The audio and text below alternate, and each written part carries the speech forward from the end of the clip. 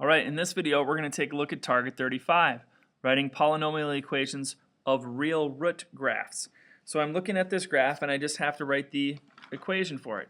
Now the thing that makes this nice is that it's just writing the general equation, which means it's not the exact equation, it just means an equation that would pretty much hit at all these points, and we're not as concerned of how low this goes or how high that bump goes. We just want an approximated equation for the polynomial or the roller coaster that we're seeing here. So I mark all the key points. That's the first step. -1, 2, 3, 4, 5, 6. So this one hit at -6. This point was -3.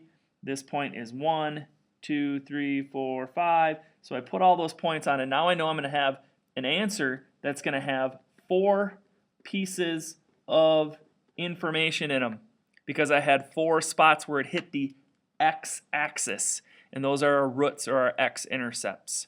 And then the second thing I usually do after I label all the points and kind of get my parentheses set up is I look at, well, is this thing positive or negative? Well, look at that right there.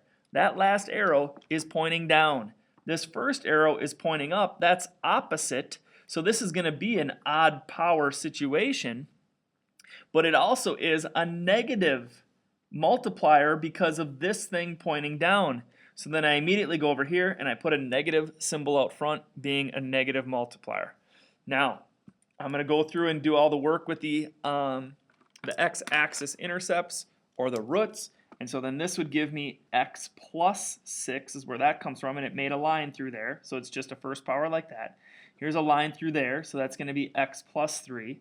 Oh, there's a parabola. So then I do x minus 1 squared because it parabolaed right there. And then this cubics right here, that S kind of shape, so then that's going to be x minus 5, and that's going to be cubic. Now, I told you it's going to be odd because I can see the directions. Look at this. It goes 1 down, up, 2, 3, 4, 5, 6, 7.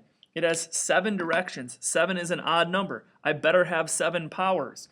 Right here I've got 3, 4, 5, 6, 7. I've got 7 powers of x. This is a 7th degree polynomial, and it has 4 places where it has roots, 4 roots. They're all listed right here.